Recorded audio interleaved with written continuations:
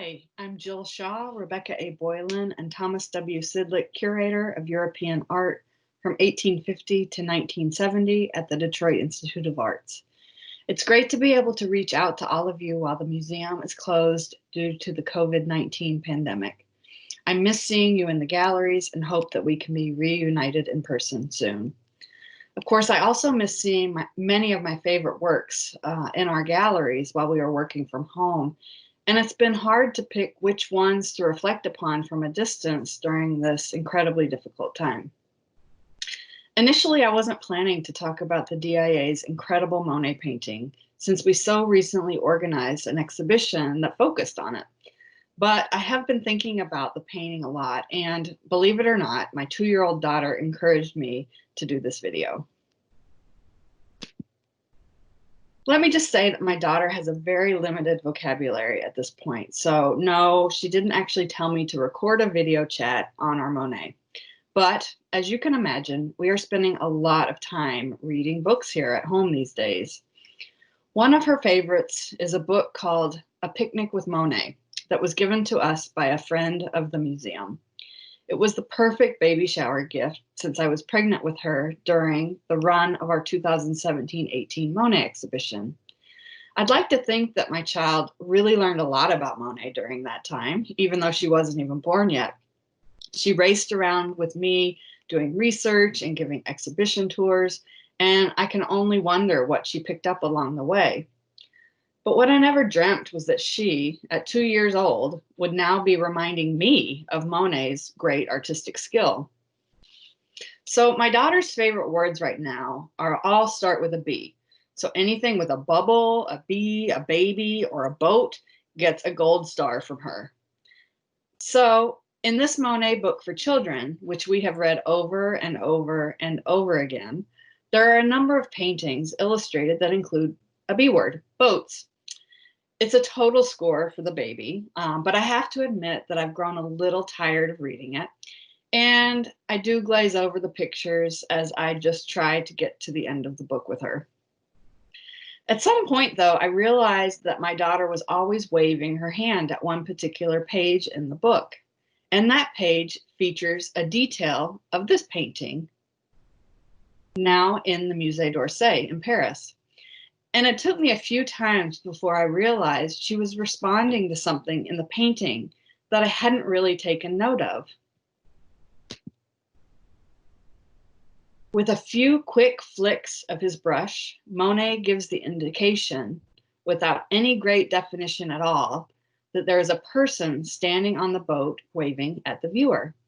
I couldn't believe that this detail hadn't really registered with me, but it clearly made a very big impression on my daughter. And it just reminded me of why Monet is such a master. Look at this detail. With just a few brushstrokes that don't even connect together, Monet was able to create a form that really looks like a person waving. And it's this skill, as well as his decision to document the experience of his everyday middle-class life, that I think really speaks to so many people today, even my 2-year-old.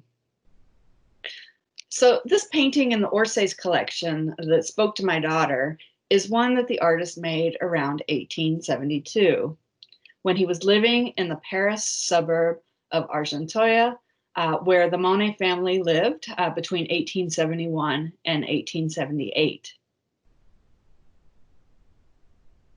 Monet was still living in Argenteuil when he painted the work in the DIA's collection in 1876. And my daughter's book and her response to the painting in the Musée d'Orsay's collection made me want to return to the DIA's canvas and re-examine Monet's masterful application of paint. You might recall from our exhibition that the woman depicted in the painting is Monet's first wife, Camille. But we don't know that because of any distinct facial features that Monet included in the painting. Take a close-up look at her face. Monet has used merely a few dabs of paint and even some exposed canvas to indicate the woman's facial features. Like with the Orsay painting, it's really remarkable how Monet was able to capture nuances of his subjects with such minimal yet deliberate efforts. It's because of the green line parasol that we know it's Camille. This was an accessory that accompanied her in paintings like this one, now in the National Gallery of Art in Washington, D.C., where her features are more defined and she is more recognizable. We can also determine that this woman is Camille because of the setting of the painting. In October 1874, Monet and his family moved into a second rental home in Argenteuil. It was a pink house with green shutters, the front facade of which we see in the painting at left. And as of a couple of years ago, the house was still painted this way. And you can see me posing in front of the house at right. But it was Monet's backyard that received a greater amount of his attention. It was the setting for no fewer than 15 pictures between 1875 and 1876. Here you can see a few of the paintings of the backyard that show the pink house peeking through the backyard foliage. And you can start to make out features of Monet's garden in these paintings.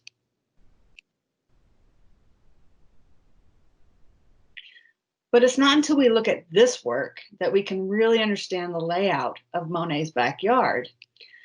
The artist would have had his back to the house when he painted this work. And here we see in clear view that the property featured a circular patch of grass outlined by a path and flowers of a variety of heights. And it's these works that really help us understand that the painting in the DIA's collection depicts Camille, his wife, standing next to just a small slice of their rounded flower bed, where the gladioli, nearly as tall as she is, are at their peak. But in and of itself, it's difficult to comprehend what we are looking at here. Monet only gives us clues about the specific location. You can't see the sky. You can't see any homes or buildings in the painting itself. But the sketchy triangular bluish purple shadow at left indicates that there is a roof line nearby that's blocking out the sun. From looking at other paintings, we can infer that this is either the roof of Monet's house or that of his neighbors.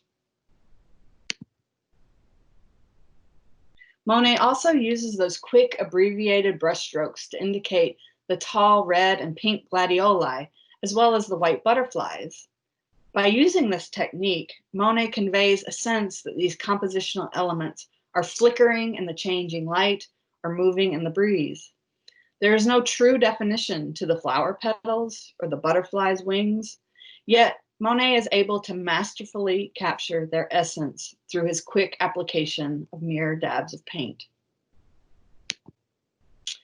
While I wasn't planning to do a video chat on Monet, I'm so happy my daughter led me back to it.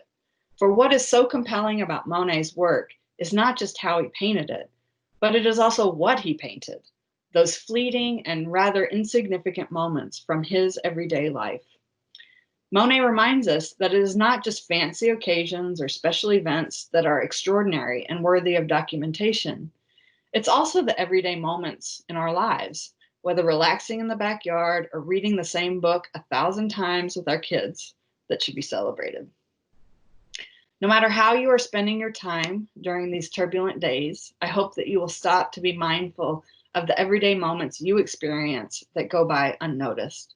Cherish the people around you, advocate for the causes that are important to you, and take time to smell the roses, or if you're Monet, the gladioli, each day. Thanks for watching, and I hope to see you back at the museum very soon.